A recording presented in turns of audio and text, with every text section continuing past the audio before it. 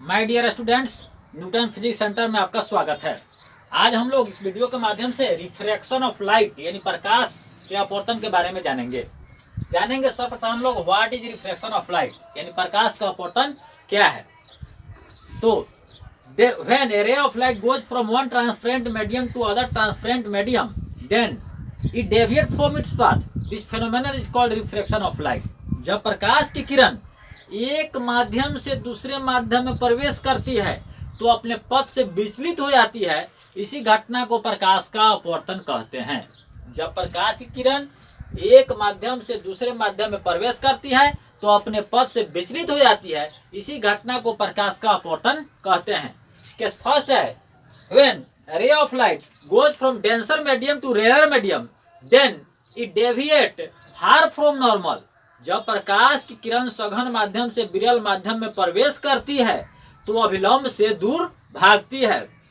और when ray of light goes from rare medium to denser medium then it bends towards the normal. और जब प्रकाश की किरण विरल माध्यम से सघन माध्यम में प्रवेश करती है तो अभिलंब की ओर मुड़ जाती है।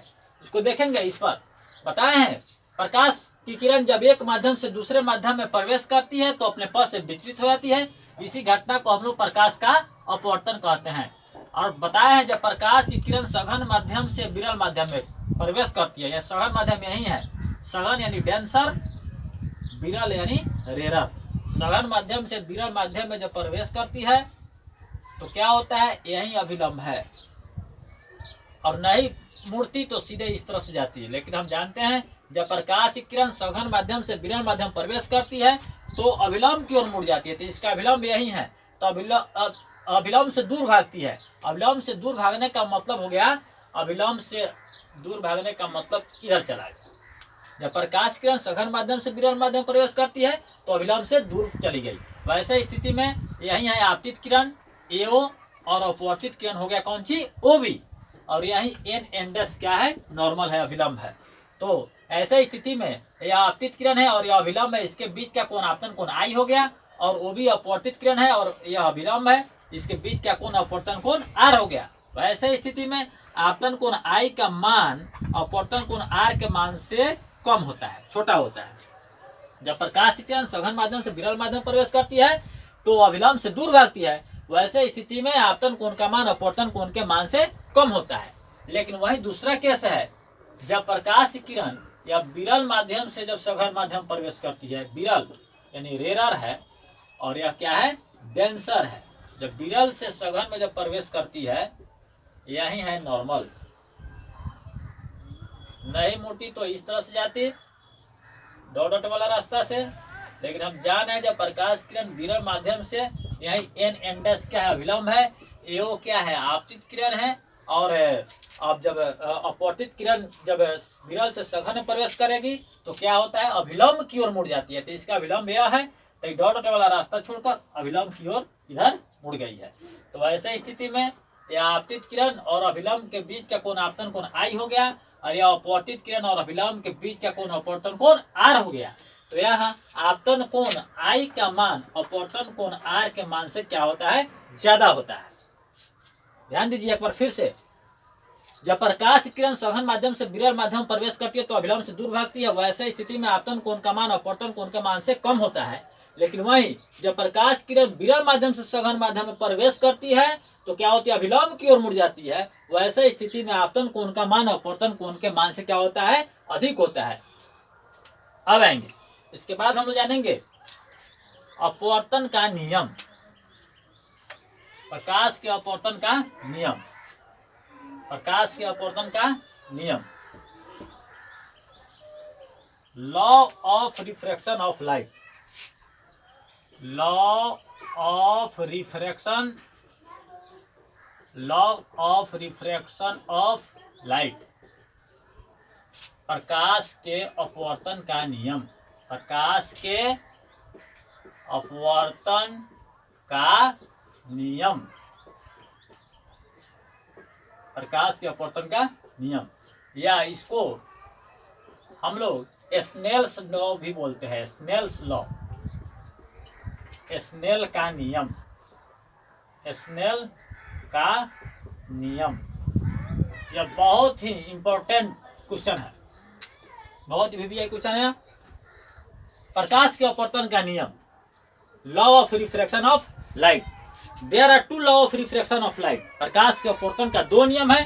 पहला नियम है incident ray, refracted ray and normal all lies in same plane, यानी आपतित किरण, अपवर्तित किरण एवं आपतन बिंदु पर डाला गया अभिलंब तीनों एक तल में होता है।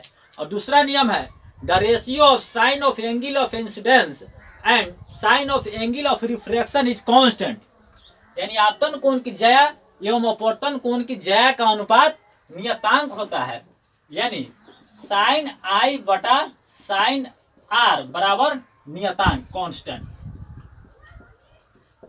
नियतांक। इसे एक माध्यम के सापेक्ष दूसरे माध्यम का अपवर्तनांक भी कहा जाता है।